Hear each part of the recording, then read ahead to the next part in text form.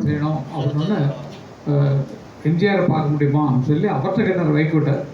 வைகோ என்ன பண்ணுறாருன்னா புலவை பித்தன் மூலமாக அவரை அழைச்சிட்டு போனார் பரங்கிமலையில் இருக்கக்கூடிய அவர் வீட்டுக்கு போனோடனே பணம் கொஞ்சம் தேவைகள்லாம் என்ன வேணும் அப்படிங்கிறத அவர் சொல்கிறாரு. நேரடியான சந்திப்புகளை விசாரித்து நான் கேட்டுக்கொண்டேன். அப்போ பணம் நிறைய கொடுத்தாரு தலைவர். அது எவ்வளோன்னு தெரியாது, நமக்கு தெரியாது, எப்படி கொடுத்தாரு தெரியாது. அவர் எவ்வளோ வேணுமோ அவ்வளோ அள்ளி கொடுத்தார் புரட்சி தலைவர் அவர்கள். அவர் அள்ளி கொடுக்குற வள்ளல் அப்படிங்கிறது நீங்கள் அறிவிங்க. இலங்கை தமிழர்களுக்கு நிறைய பணத்தை முதலாக அள்ளி கொடுத்தவர் அவர் தான், எனக்கு தெரிந்து அவர் கையில்.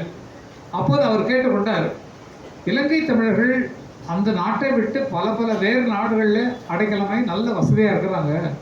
அங்கே நாங்கள் போய் கலை நிகழ்ச்சிகள் பண்ணோம்னா அந்த கலை நிகழ்ச்சிகளுக்கு டொனேஷன் மூலமாக நம்ம கலெக்ட் பண்ணி எங்களுக்கு கொஞ்சம் உதவிகரமாக இருக்கும் அப்படின்னு சொன்னாங்க. சொன்ன உடனே நீங்கள் தான் யாரையாவது அனுப்பணும் அப்படின்னு சொன்னோடனே அவர் சொன்ன ஒரே ஒரு வார்த்தை, அமெரிக்கா அவன் பார்த்து மாட்டான். என் பேர் அங்கே சொல்லப்பட்டது. அவர் வாங்கினார், நான் கங்கையம்மனை அனுப்பிக்கிறேன், அவர் பார்த்துக்குவாருன்னு சொல்லிட்டு என்னை அழைத்து, நீ எந்த பணமும் பேசக்கூடாது, யாருக்கும் பேசக்கூடாது, போய் இந்த நிகழ்ச்சிகள் நடத்தி தந்துட்டு வாங்கினா நான் எஸ்பி பாலசுப்ரமணியம், சித்ரா, சைலஜா, மலேசியா வாசுதேவன் ஆகியோர் முதலாக லண்டனில் இருக்கக்கூடிய அவங்க ஆஃபீஸில் போய் எல்லாம் எல்லாம் இருந்தாங்க. அவங்களாம் சேர்ந்து போய் பார்த்தோம். அதேமாதிரி லண்டன், பாரிஸு, டென்மார்க்கு, ஸ்விஸ்ஸு, அப்புறமேலு நார்வே, ஸ்வீடன், டென்மார்க்கு, அப்புறமேலு ஜெர்மனி, எல்லா இடங்கள்லேயும் சென்று நிகழ்ச்சி நடக்கக்கூடிய ஒரு பாக்கியத்தை எனக்கு கொடுத்தாங்க. எல்லா நாடுகளும் சுற்றி பார்த்தது அவங்களால தான். சுற்றி பார்த்தபோது ஃபுல் க்ரௌடு பார்த்தீங்கன்னா எக்கச்சக்க க்ரௌடு. அதில் ஒரு விஷயம் சொல்கிறேன், அது இந்த மாதிரி நிகழ்ச்சிகள் நடந்துகிட்டு இருக்கும்போது அதனுடைய எண்டு பொசிஷனில் ரஜினி சார் அவங்க ஸ்கூலுக்கு ஒரு நிகழ்ச்சி நடந்தனர். அப்போ அந்த லதாமா அவங்க பள்ளிக்கூட நிதிக்காகன்னு சொல்லி வெளிநாட்டில் போட்டாங்க. ஒரே இடத்துல நிகழ்ச்சி நடக்குது, அவருக்கு வேற ஒரு தேட்டரு, என்னது ஒரு வேறு தேட்டர் நடக்குது. உண்மையை சொல்கிறேன், நான் போய் சொல்கிற ஆள் கிடக்குது, ரஜினி கூட பார்க்கட்டும்.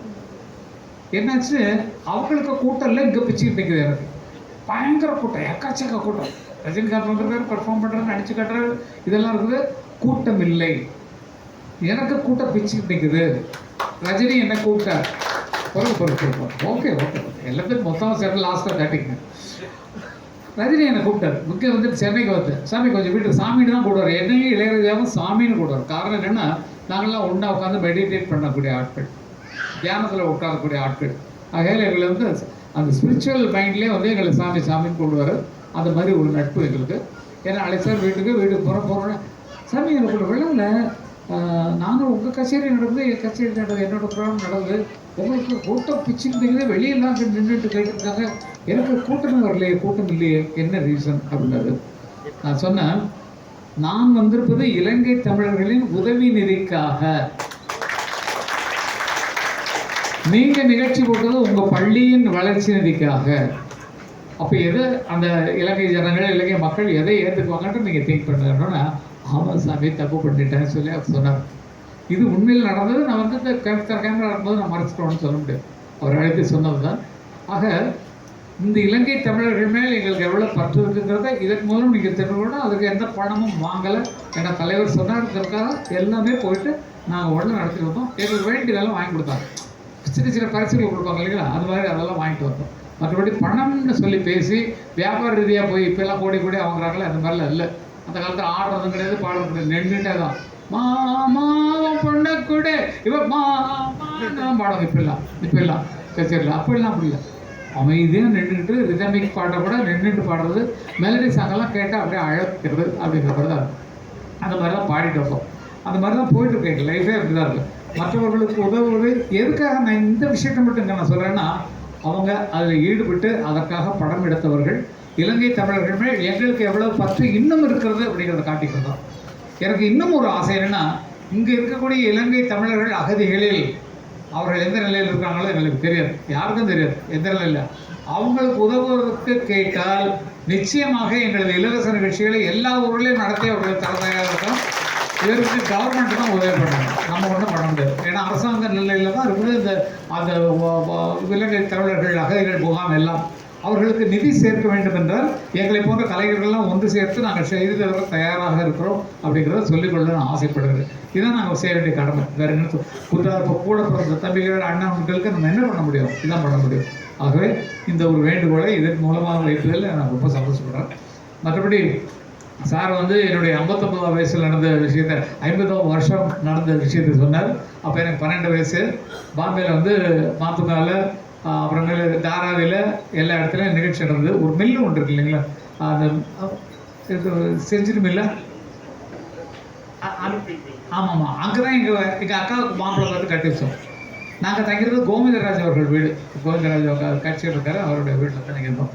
அது மாதிரி பாம்பேயில் போய் பாடி முதல்ல என்னுடைய அரங்கேற்றம் பாடலில் அரங்கேற்றம் வந்து அங்கே தான் நடந்தது. பாம்பேயில் தான் எங்கள் அண்ணனோட அவர் பாட நானும் பாட. என்ன பாடுவோம் அப்படின்னு சொன்னால், இப்போ சினிமா பாட்டு தான். சினிமா பாட்டை அந்த ஏழை ஏழைகள் வாழ்க்கையை சொல்கிற மாதிரி இருக்கும். என்னென்னா, பால் இருக்கும், பழம் இருக்கும், பசி இருக்காது, பஞ்சனையில் காற்று வரும், தூக்கம் வராது, இப்படி இருக்கும். எங்க அண்ணன் என்ன பண்ணுவாருன்னா, ஏர் பிடிக்கும் உழவனுக்கு நிலம் இருக்காது, எந்திரமாய் உழைத்திடுவான் பலன் இருக்காது, கட்டிடங்கள் உயர்த்திடுவான் கலையழகோடு, ராவில் கண்ணுறங்க தனது சொந்த வீடு இருக்காது, தறி பிடித்தே உடை குவிப்பான் சாயம் விடாது, நுந்த தனதுடலை மறைக்க நல்ல துணி இருக்காது, ஏர் பிடிக்கும் உழவருக்கு நிலம் இருக்காது, எந்திரமாய் உழைத்திடுவான் பலன் இருக்காது. உழைத்துழைத்தே அழுத்தவர்கள் நமதினமாறோம், அந்த உழைப்பை கொண்டு உயர்வர்கள் வெறு சிலர் அன்றோன்னு பாடுவார். நம்ம உழைச்சிட்டு இருக்கோம், வாழ்கிறதே வேணா வாழ்ந்துட்டு இருக்கானே, நம்ம சம்பளமெல்லாம் சரியாக கொடுக்கல.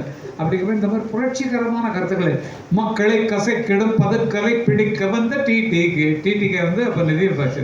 ஹலோ ஹலோ கமா கமா அவர் சிஎன்சி, சிக்கலை களைந்தெடுக்க வைக்கிறாது ஆட்சி செய்யும் சிஎஸ் வந்து C Subramaniam. Hello hello comma comma அவர் சிஎன்சி சுப்பிரமணியம், சோறு வேண்டாம் அரிசிக்கு அவர் தான் வர்றது, உணவு தெய்வர் சுப்பிரமணியம். விலைவாசி ஏறினதுக்கு இப்போ விலைவாசி என்ன நினச்சிருப்பாங்க. அப்போல்லாம் 2 ரூபா 3 ரூபா, அதுக்கப்புறம் தான் படி அரிசி திட்டமெல்லாம் வந்தது, உங்களுக்கு தெரியும். அந்த நேரத்தில் காங்கிரஸ் ஆட்சி நடக்கிற காலத்தில் இதெல்லாம் பழைய கண்ண புரட்சிகரமாக ஆட்கள் போலீஸை தான் ஒன்றால் அரெஸ்ட் பண்ண முடியுமா, பண்ணிக்க என்ன, என் ஜனங்களுக்காக நான் பாடிட்டு இருக்கேன், உன்னோட லைசன்ஸ் வாங்கணுமா, எங்களால் ஏதாவது கலாட்டம் நடக்குதா அப்படிங்கிற மாதிரி கத்துவார் எங்கள் அண்ணா. எங்களால் ஏதாவது கராட்டை உடைச்சானா கதை உடைச்சானா எல்லாம் உட்காந்து அமைதியாக எங்கள் கொள்கை பாடலில் கேட்டுட்டு இருக்கா. நீ வந்து பிடிச்சி கச்சேரியில் நிறுத்துன்னு சொல்கிறேன், எப்படியா நிறுத்துவோம், நீ மைக் ஒன்று ஆஃப் பண்ணிவா, நான் பாடுவேன்னா ஆட்டோமேட்டிக் பாடுவேன், மைக் எடுத்துகிட்டு பாடுவார். அந்த அளவுக்கு புரட்சிகரமான ஆளுக்கு பிறந்ததுனால எங்களுக்கு அது புரட்சிகரமான மைண்டு உள்ளே இருக்குது. ஏழைகளின் வாழ்க்கை எங்களுக்கு தெரியுது அப்படிங்கிறது தான் உண்மை. எங்கள் அண்ணனை தொட்டு வந்த வாழ்வு தான் எங்களுக்கு கிடைச்ச வாழ்வு இல்லாத.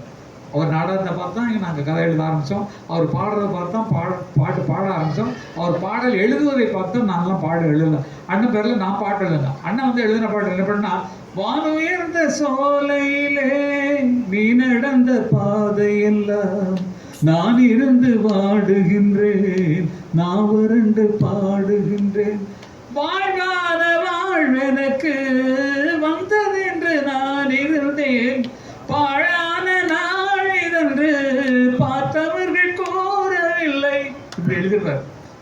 அப்படிப்பட்ட அண்ணன் பாவல் வரதராஜன் அவர்கள் பேரில் நீங்கள் ஒரு பாட்டு எழுதணும்னு எனக்கு ஒரு சந்தர்ப்பம் வந்தது. என்னென்னா, ஒரு காற்றுல ஒரு பேப்பர் வருது, பாலசுப்ரமணியமும் ராதிகாவும் உட்காந்துருக்காங்க பீச்சில், பால கையில் எடுத்து பாவலில் வரதராஜனோட பாட்டு காற்றுல பறந்ததுக்கு இருக்கு பாரு, அப்படியே எங்கே பாடுங்க அப்படின்னு சொல்லி ராதிகா சொல்லும். அதுக்கு பாடுவார், மண்ணில் இந்த காதலன்றி யார் வாழ், அந்த பாட்டு தெரியுமில்ல உங்களுக்கு. முத்துமணி ரத்தினங்களும் கொட்டிய பவளமும் கொத்து மலர் அற்புதங்களும் குவிந்தாதரமும் சிற்றிடையும் சின்ன வீரலும் வில்லனும் பூர்வமும் சுற்றி வர செய்யும் விழியும் சுந்தர மொழிகளும் எண்டி விட மறந்தால் இதற்கோர் பிறவி, இத்தனையும் இழந்தால் அவன்தான் துறவி, முடி முதல் அடி வரை முழுவதும் சுகம் தரும் விருந்துகள் படித்திடும் அரங்கமும் அவள் அல்லவா. நான் மூச்சு விட்டு தான் பாடினேன், மூச்சு விடாமல் பாடுற மாதிரி ஒரு சீனில் நாங்கள் கிரியேட் பண்ணோம். அதுக்கே நன்றி, ஓகே, தேங்க்யூ. ஏன்னா இந்த நிறைவுகளை தான் நீங்கள் புரிஞ்சுக்கணும். நம்ம யாரை ஃபாலோ பண்ணி போகிறோமோ அவங்க நமக்குள்ள வந்து பூந்துக்குவாங்க. இப்போ நான் என் பாட்டு சொன்னேன், வாடி ஏங்க அப்பா கிழங்கு எங்க அக்கா பெத்த முக்கா துட்டை பாடாத வாய திறந்து அடி கூடு கட்டுற குயிலே புது மேடை கட்டுற மயில அடி வேப்ப மரத்து மயில புது வேஷம் கட்டுற குயில ஒரு கட்டத்தை நெஞ்சில நிம்மதி வந்தது வாடி ஏங்க அப்பா கிழங்கு அப்படின்னு பாடினோம். இந்த விழா நடக்குது எங்கள் அலைகடலிலே படத்துடைய விழா நடக்குது. எம்ஜிஆர் அவர்கள் தலைமை தாங்க வந்துடுறாரு. எல்லாம் உட்காந்துருக்கோம். உட்காந்தோடனே நான் தான் தொகுப்பாளர், நான் தான் தொகுத்து வழங்கிடுவோம். தலைவர் அவர்களுக்கு வணக்கம் அப்படின்னு சொல்லிட்டு அவர்கள் இந்த நிகழ்ச்சியை தலைமையேற்று தருமாறு கேட்டு நடத்த தருமாறுனா அவர்களுக்கு என்னுடைய பொறுப்பை கங்கை அமரன் அவர்கள் எடுத்து நடத்தி தருவார் அப்படின்னு சொல்லி சொன்னோன்னே, உங்கள் பொறுப்பை நான் எடுக்கிறது தான் இந்த மனிதர்கள்லாம் நான் சொல்கிறத கேட்பாங்களாங்க. உங்கள் பொறுப்பை எடுத்து நான் செய்கிறதா இருந்தால் இந்த மந்திரிகளையும் என் பேச்சை கேட்பாரு.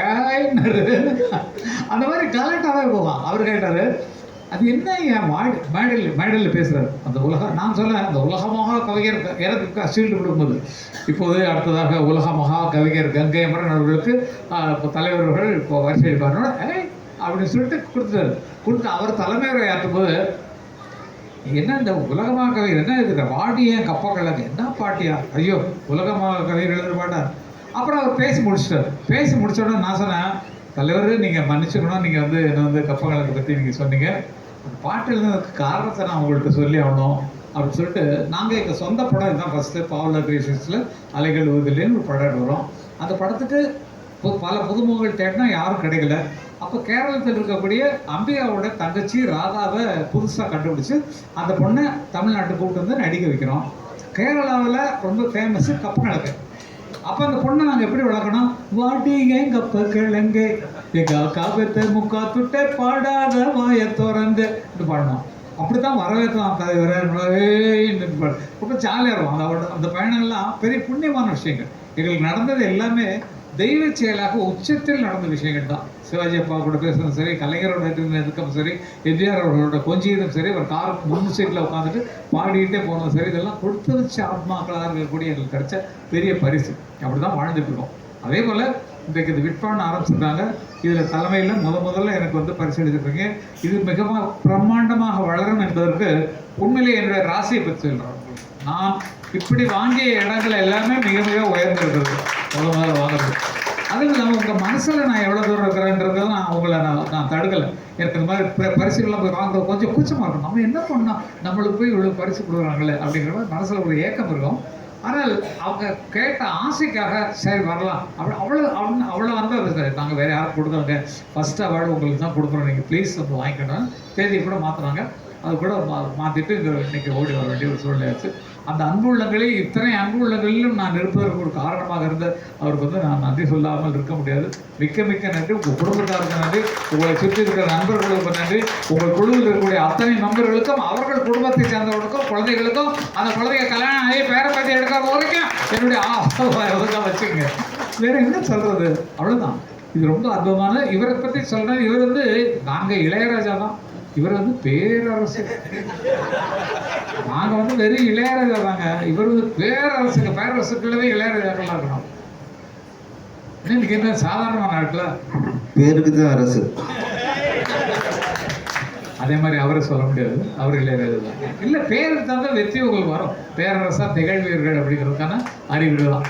கங்கை அமரன்னா என்ன, நான் சும்மா நானாக வச்சுக்கிட்டேன், எனக்கு நானா அப்புறம் அதை வச்சுக்கிட்ட பேர் தான் கங்கை அமரன். கங்கைன்னு ஒரு பிரபலமான பத்திரிகை வந்தது அப்போது, ஆன்மீக பத்திரிகை. பொள்ளாச்சி மகாலிங்கம் அவர்கள் நடத்திய புத்தகம். அந்த புத்தகத்துக்கு வந்து விக்ரமன் அவர்கள் தான், எழுத்தாளர் விக்ரம் ஐயா தான் ஆசிரியராக இருந்தார். அந்த புத்தகத்தை விரிவுபடுத்த கோயில்களை பற்றியும் புண்ணிய ஸ்தலங்களை பற்றியும் அதில் வரும். அதை பார்த்ததுனால அந்த கங்கைன்ற பேர் எனக்கு ஈர்ப்பாக இருந்தது. அதை வச்சுட்டு அமர் சிங்ன்றதே என்னோட ஒரிஜினல் பேர். எங்கள் அப்பா வந்து எனக்கு வச்ச பேர் அமர் சிங். காரணம் என்னென்னா, எங்கள் அப்பாவோட ஃப்ரெண்டு. எங்கள் அப்பா வந்து வெள்ளைக்காரனுடைய எஸ்டேட்டில் வந்து மேனேஜராக இருந்தவர். அப்போ தான் எங்கள் அம்மா பார்த்து எங்கள் அம்மா பாடுறதெல்லாம் கேட்டு, சோழ என் மஞ்சள் அரைக்கும் போது மதுளேறி பார்த்த மச்சான், என்ன வேலை செய்கிறதுக்கு அலுப்பு தெரியாமல் இருக்கிறதுக்கு அவன் பாடுவான். என்ன பொடி போட்டிகளோ என்ன பார்த்து இழுத்தரைக்க கூடாலியே மாமா மாமான்னு பாடுவான். இதெல்லாம் சினிமாவில் போட்டு நாங்கள் வாங்கிட்டோம், துட்டாக்கிட்டோம். ஃபஸ்ட்டு எங்களுடைய பாட்டு என்ன பாட்டு, சினிமாவில் இளையராஜான்னு ரெக்கார்ட் பண்ணப்பட்ட பாட்டு அன்னக்கிளி ஒன்று தேடுதே 6 மாசம் 1 வருஷம் அவரும் பூமேனி வாடுதே. இது எங்க அம்மா எங்களுக்கு பாடின தாலாட்டு. புள்ளி வாட்டாரி புளியமும்பு சேலக்காரி நெல்லறுக்க போகையில் யார் கண்ணி ஊதன் காவலாடி அன்னக்கிளி ஒன்ன தேடுறேன். முதல்ல இளையராஜாங்கிற பேருக்கு ரெக்கார்ட் பண்ணப்பட்ட பாட்டு இந்த பாட்டு தான். அப்போ எங்கள் அம்மா பாட்டை வச்சு தான் நாங்கள் வந்திருக்கோம். எங்கள் அம்மா இல்லைன்னா எங்களுக்கு எதுவுமே கிடையாது. எங்கள் அம்மா தான் சொல்லிக் கொடுத்தாங்க எல்லா பாடல்களும் சரி, நிறைய பாடல்கள். யானை வரத பாருங்கம்மா, யானை செஞ்சு வரத பாருங்கம்மா, யானைக்கு கீழரச பரச்சாமியும் சாவி வருகிறது பாருங்கம்மா. தன்னன்னாதினம் தன்னானே தன்னன்னாதினம் தன்னானே தன்னன்னாதினம் தன்னானே தன்னன்னாதினம் தன்னானே. அலைகளுதில் என்ன பண்ணாரு பாரதிராஜா, அம்மா ஒரு கும்மி பாட்டு போடுவாங்கடா, அது போடலாம்னு 1000 தாமரை முட்டுக்களே வந்து ஆனந்த கும்மிகள் கொட்டுங்களே. இப்போ சொல்லுங்க, இளையராஜான்ற ஒரு ஆள் வர்றதுக்கும் நாங்கள் வர்றதுக்கும் காரணமானது எங்கள் அம்மாவுடைய இசை தான். எங்கள் அம்மா எங்கள் வளர்த்து தாராளமான பாட்டு தான் நாங்கள் பொழுது போட்டு இவ்வளோ பெரிய ஆட்கள் இருந்ததும் அதே நன்றியோட இன்னைக்கு காலங்காத்தால என்னைக்கு எழுதலாமா அப்படின்ற மாதிரி அம்மா படத்தை பார்க்குற மாதிரி தான் படுத்திருப்போம். அண்ணா ரெக்கார்டிங் போகும்போது அம்மா டாட்டாமா அந்த படத்தை பார்த்து டாட்டா சொல்லிட்டு போகிற வரை இன்னைக்கு வரைக்கும் அப்படி தான் பண்ணுவாங்க. அது மாதிரி தான் வளர்ந்துட்டு இருக்கோம். ஒவ்வொரு தாய்மார்களுக்கும் தங்களுடைய குழந்தை மேலே எவ்வளவு ஆசை இருக்குமோ அதே மாதிரி தான் எங்களுக்கு வச்சுருந்தாங்க. இப்போ இந்த அம்மாவுக்கு அந்த குழந்தை பாடும்போது அவங்க முகத்துக்கு இருந்த மகிழ்ச்சியை பார்த்தோம், அதே மாதிரி அவங்க அப்பாவுக்கு இருந்த மகிழ்ச்சியை பார்த்தோம். பெற்றோர்களுக்கு இருக்கக்கூடிய மகிழ்ச்சி அவ்வளோ பெருசு. ஆகவே அந்த குழந்தைகளை எப்படி வளர்க்கணுங்கிறத நீங்கள் ட்ரை பண்ணி இசையில் மட்டும் விட்டிங்கன்னா போச்சு. நான் எங்களை மாதிரி 7ஆம் கிளாஸ் 8ஆம் கிளாஸில் முடிச்சிடணும். அதனால் படிப்பு இந்த காலத்தில் எதிர்காலத்துக்கு தேவைப்படும். அதனால் நல்லா படிக்க வைங்க. மியூசிக்கு கூட வரட்டும், மியூசிக் சைடில் இருக்கட்டும். ஆனால் படிப்பில் அவங்க பிற்காலத்துக்கு என்ன பண்ணுவாங்கங்கிறது யோசிக்கணும். ஏன்னா இப்போது நல்லா யோசிச்சு பாருங்கள், ஜானகி இல்லை, பி சுசீலா இல்லை, ஜபனாராணி இல்லை, எல்ஆர் ஈஸ்வரி இல்லை, எல்லாம் முடிஞ்சு போச்சு அவர்கிட்ட. அதே மாதிரி இப்போ பார்த்தீங்கன்னா சித்ரா கொஞ்சம் கம்மியாக இருக்குது. எல்லாம் பழைய பாடல்கள் எல்லாத்துக்குமே கொஞ்சம் மார்க்கெட்டுங்கிறது அப்படி தான் போயிட்டுருக்கும். அதனால் நிலையான மார்க்கெட்டில் இருப்பதற்கு படிப்பு தேவை. தங்கள் பொழுதுபோக்கில் தங்களது கவனத்தை இருப்பதற்கு கலையில் நம்ம பெரிய ஆளாக வரணுங்கிறதுக்கு இந்த பாடல்கள், எழுத்து, இசை இதெல்லாம் உபயோகமாகும். ஆகையால் உங்களுக்கு விருப்பமான கலையை கற்றுக்கொள்ள வேண்டும். டைரக்ஷனாக இருக்கட்டும், கதையாக இருக்கட்டும். உங்களுக்கு வர்ற சின்ன நாட்டை கூட நீங்கள் சொல்லி அதை ஒரு பெரிய கதையாக்குவதற்கு பெரிய விஷயங்களாக இருக்குது. பேரரசு இந்த மாதிரி ஆட்கள், அவங்கள மாதிரி ஆட்கள் தான் கேட்டிங்கன்னா உங்கள் சின்ன கதையை பெருசாகி திரைப்படமாக்குவதற்கெல்லாம் உதவி பண்ணுவதற்கு இந்த விட்பாவில் நானும் ஒரு ஆளாக இருக்கிறதுனால நாங்கள்லாம் உங்களுக்கு உதவி செய்ய காத்து கொண்டு தான் உட்காந்துருக்கோம். நாங்கள்லாம் இருக்கிறது காரணம் தான். யாராவது நல்ல கதையை சரி பண்ணி இந்த கதையை கேளுங்க, கதையை முட்டி பண்ணி சொன்னால் தான் இதை எடுக்க முடியும்னு அவங்க சொல்லிட்டு எங்கள்கிட்ட சொல்லுங்கள். எங்கள் குழு நாங்கள் ஒரு 5 பேர் குழு வச்சுக்கிறோம். அந்த கதையை கேட்டு இது இப்படி இருக்கக்கூடாது தம்பி, இப்படி இருக்கணும் அப்படின்னாங்க. சமீபத்தில் எங்கள்கிட்ட ஒருத்தர் கதை சொன்னார். அவர் என்ன சொன்னார், இந்த ஒரு கிராமத்தை வச்சு சொல்லிட்டு இருந்தார். சொல்லிட்டு தான் அதை எப்போ பார்த்தாலும் குடிச்சிட்டே இருக்கிறாங்க. அதே மாதிரி ஒரு சைக்கிள் கடை வச்சுருப்போம். இந்த கேரக்டர் வச்சு தான் நாங்கள் அந்த படத்தை ஆரம்பிச்சிருக்கோம் அப்படின்னோன்னா நான் சொன்னேன், குடிக்கிறவங்க எப்படி பண்ணோன்னா அதான் அவன் குடிச்சிட்டே இருப்பாங்க அவ்வளோதான் சொன்னேன். அப்படி பண்ணாதீங்க, அவன் குடிக்கலைன்னா நல்லா பேசுவான், உளறி பேசுவான். குடிக்கலாம் ஒன்றுமே உள்ள அப்படின்னா தண்ணி கொடுத்தோன்னா எங்கே போனேன் அப்படி தெளிவாக வந்துடுவான்ற மாதிரி வைங்க. குடித்தா தான் உங்களுக்கு ஒழுங்கான பேச்சு வரும். குடிக்கலைன்னா அப்படின்னு டல்லாகிடுவான்ற மாதிரி கேரக்டரை மாற்றுங்கன்னு சொன்னால் அதே மாதிரி தான் மாற்றிக்கிட்டு இருக்கேன். அது மாதிரி ஐடியாக்கள் சொல்லி உங்களை மேலே ஏற்றி தருவதற்கு எங்களுடைய ஐடியாவெல்லாம் நீங்கள் யூஸ் பண்ணிக்கலாம். விட்பாவில் நாங்கள் இருக்கிற காரணத்தினால் எங்களுடைய உதவிகள் உங்களுக்கு அதிகமாக தேவைப்படும். அவர் சொன்னார் உங்களுடைய சிக்னேச்சர் டியூனை மாற்றி அதை பாடலை மாற்றி எடுத்து தரணும்னு. அதெல்லாம் ஓகே சொல்லிடுச்சு, அப்பவே ஓகே சொல்லிடுச்சு. ஆகவே அதை என்ன எவ்வளோ சிறப்பாக செய்ய முடியுமோ, அதை எப்படி வெளியிட முடியுமோ அதற்கு நீங்கள் முதல்ல ஒரு யூடியூப் சேனல் ஆரம்பிக்கிறோம் சார். முக்கியமான விஷயம் குடும்ப பிரச்சனை சார். யூடியூப் சேனலை பற்றி சொன்னாரு. என்னுடைய சொந்த நிறுவனம், திரைப்பட தயாரிப்பு நிறுவனம், 6 படங்கள் பண்ணியிருக்கிறேன். Brilliant creation. அதில் 1,80,00,000 1.8 மில்லியன் வியூவர்ஸ் இருக்கிறாங்க சார். அதை நான் அப்படியே விட்பாவுக்கு கொடுக்குறோம். அந்த யூடியூப் சேனலில் இன்றைக்கு நாங்கள் அதை ஓப்பன் பண்ணுறதுக்கு இருந்தேன், அதுக்கு அந்த அரேஞ்ச்மெண்ட் முடியல. அந்த யூடியூப் சேனலில் நான் நாளையிலேருந்து அது ரன்னிங் ஆகும் சார். Very good. அது அப்படியே என்னுடைய பிரில்லியன்ட் கிரியேஷன்கிறத விட்பாவுக்கு கொடுத்து நேமை சேஞ்ச் பண்ணி அதை ரன் பண்ணுறதுக்கு யார் யாரு நம்மட சாஜித் இந்த ஒரு டெக்னீஷியன், பெரிய டெக்னீஷியன் சார் இவர் அந்த இதுக்கு அந்த வீடியோலாம் பண்ற என்ன சேனல் இல்ல தின் மியூசிக்கு அவர் தான் அந்த வெரி குட் அதிகமான வீடியோ பண்றது. Very good. வாங்க வாங்க வாங்க, நல்ல கதை சொல்றாங்க. வாங்க வாங்க வாங்க. இவரை சீஃபா போட்டு நாங்க அந்த வெரி குட். ஏன்னா எல்லாருடைய திறமையும் அதன் மூலமா வெளிப்படும் அந்த யூடியூப் மூலமா. அடுத்தது சார், இந்த எங்களுடைய எல்லாருடைய அன்பையும் கரைச்சி சிக்னேச்சரா பண்ணி உங்களுக்கு ஒரு தரம். இந்த இதுல வந்து எல்லாரையும் கூப்பிட முடியாது, மன்னிச்சுக்கோங்க. இந்த விட்வாட புக்கு வாரத்துக்கும் இந்த ஈவெண்ட் நடக்கிறதுக்கும் ரொம்ப ரொம்ப கஷ்டப்பட்ட ஒரு 3 அழகான பெண் பிள்ளைகள், கேர்ள்ஸ். அவங்களும் இவர் ஒரு ஆர்ட் டைரக்டர், ஒரு டிசைனர், இவர் ஒரு டான்சர். இவர் தான் இந்த புக்கை பண்ணினவர் design. Very good very good. So இவர். அடுத்தது யஷ்வந்த் எங்களோட ஆஃபீஸுக்கு வந்து கிட்டத்தட்ட ஒரு 10 நாட்களாக நைட்டில் 12-1 மணிக்கு தான் போவார். Very good very good. So இவங்க எல்லாரும் சேர்ந்து, நீங்கள் வாங்க, இவங்க எல்லாரும் சேர்ந்து அந்த அந்த பரிசை அதை உங்களோட வீட்டில் இருக்கணும் சார், இடத்துல. கண்டிப்பா. ஸோ அதை உங்களுக்கு தரப்போறாங்க. அது வந்து எங்க வைக்க போறேன்னா, வெங்கட் பிரபு ஒரு ரெக்கார்டிங் தேட்டர் இருக்காரு. அந்த ரெக்கார்டிங் எல்லாம் அங்கதான் நிறைய பேர் வருவாங்க. இப்ப நான் வீட்டுக்கு வர வைக்கிறது, நாங்க என்னுடைய ஆபீஸ் அங்கதான் இருக்கு. அதனால அங்க போய் அது சேரும், வரவங்க பார்ப்பாங்க எல்லாரும்.